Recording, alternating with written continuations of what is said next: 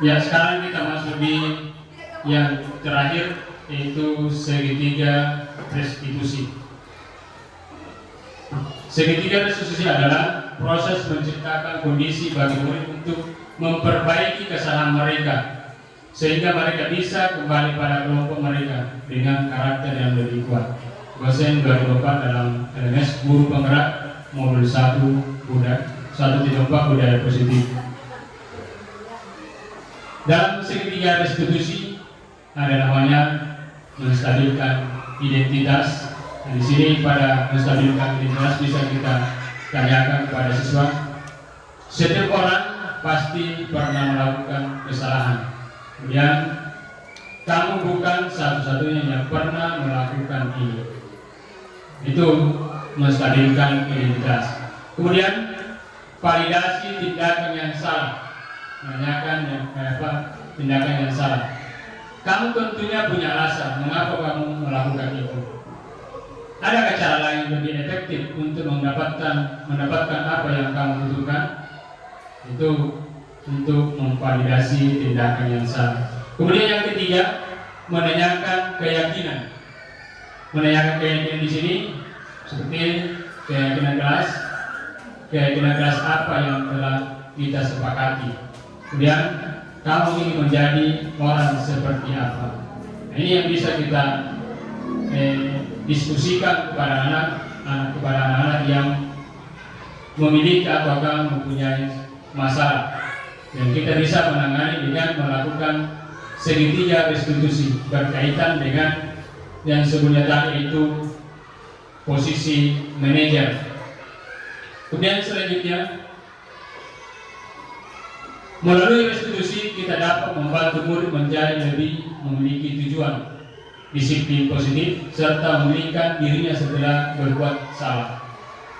Penekanannya bukan pada bagaimana berperilaku untuk menyenangkan orang lain atau menghindari ketidaknyamanan, namun tujuannya adalah menjadi orang yang menghargai nilai-nilai kebajikan yang mereka percaya. Restitusi membantu murid untuk jujur pada diri sendiri dan mengevaluasi dampak dari kesalahan yang dilakukannya. Restitusi memberikan penawaran bukan paksaan. Nah, kemudian langkah pertama pada bagian dasar segitiga adalah menstabilkan identitas. Jika anak berbuat salah, maka ada kebutuhan dasar mereka yang tidak terpenuhi. Jadi mungkin anak-anak biasa akan berbuat salah itu ada kebutuhan yang tidak terpenuhi pada diri anak itu. Kemudian bagaimana dasar segitiga restitusi memiliki tujuan untuk bagian dasar segitiga restitusi memiliki tujuan untuk merubah orang yang gagal karena telah berbuat kesalahan menjadi orang yang sukses. Itu. Kemudian kita harus mampu meyakini mereka dengan menanyakan kalimat seperti tidak ada manusia yang sempurna. Saya juga pernah melakukan kesalahan seperti itu. Ketika seorang ada dalam kondisi emosional, maka otak tidak akan mampu berpikir rasional. Saat itulah kita menstabilkan identitas anak.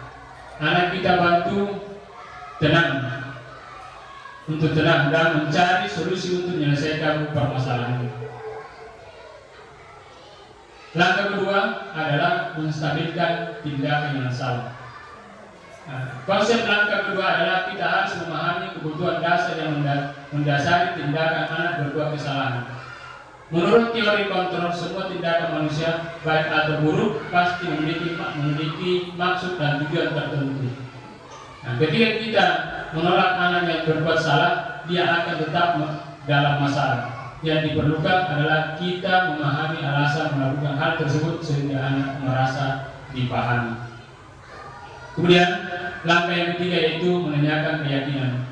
Nah, sebelumnya tadi sudah kita dibahas oleh Ibu Dewi tentang keyakinan kelas, mungkin juga bisa kita terapkan. Kemudian juga keyakinan sekolah. Nah, teori kontrol menyatakan bahwa kita pada dasarnya termotivasi secara internal.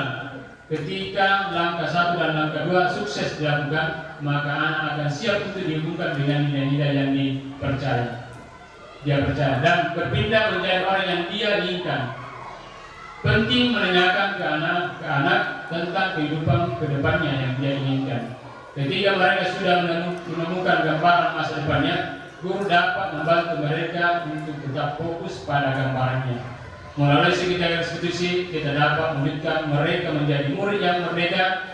Mereka mampu menyelesaikan masalah dengan motivasi internal dan bertanggung jawab terhadap pilihannya.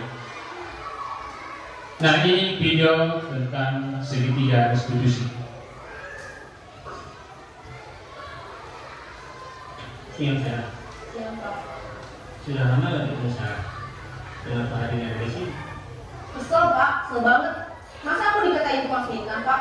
Ya aku marah lah. Aku balik dikatain Eka di depan kelas. Kesel banget. Oh begitu. Ya pasti kamu marah dan kesal. Bapak juga akan marah apabila ada yang menuduh Bapak seperti itu. Kemudian pada saat itu kamu mau melakukan apa? Ya saya langsung makain Eka lah Pak. Kesel banget. Saya bentak-bentak dia depan teman-teman lain. Oh begitu. Pasti kamu melakukan seperti itu karena suatu alasan tertentu kan? Iyalah, masa saya diam saja Pak?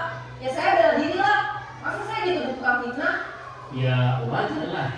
Mempertahankan harga diri itu sesuatu yang penting buat kamu. Untung kamu tidak bertindak lebih gegabah lagi, hanya membentak-bentak. Iya Pak. Untung saya masih bersabar dan hanya membentak saja. Sudah gemes padahal. Saya pasti bela diri lah. Ya pasti ya. Tapi kamu memilih untuk tetap bertahan dan bersabar. Kamu memilih untuk tidak berbuat lebih parah lagi kan? Iya. Nah, sekarang coba kita lihat lagi tindakan kamu yang bentak-bentak Eka di kelas.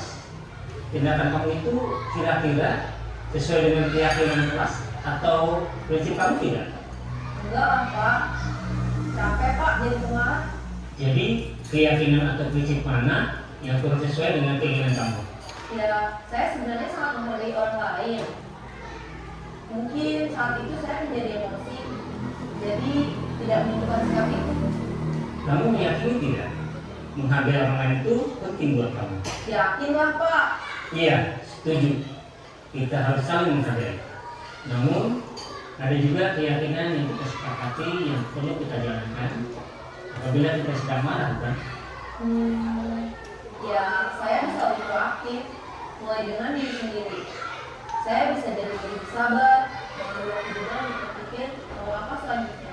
Kira-kira kamu bersedia memperbaiki masalah ini tidak? Sedia Pak. Kalau kamu memperbaiki masalah ini, kamu akan menjadi orang seperti apa?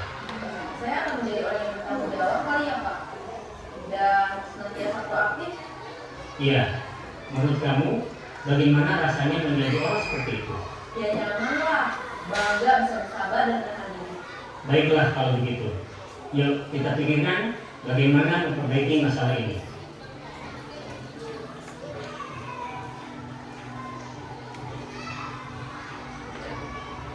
Ibu dan Bapak guru hebat.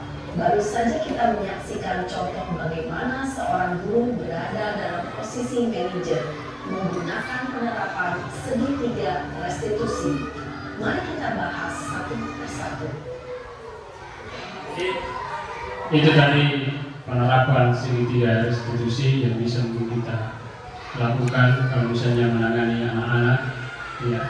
Jadi dengan langkah 3 restitusi, segitiga restitusi yaitu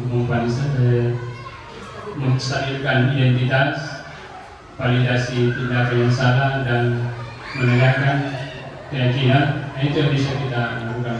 Tapi mungkin sebelumnya itu kita membuat dulu keyakinan kelas atau dengan keyakinan sekolah. Apa yang bisa kita lakukan di situ untuk menanyakan dengan keyakinan kelas dan keyakinan sekolah. Mungkin itu yang dapat saya sampaikan pada kesempatan ini. Lebih dan kurangnya mohon dimaafkan. Dan saya mengucapkan wabillahi taufiq wal hidayah. Assalamualaikum warahmatullahi wabarakatuh.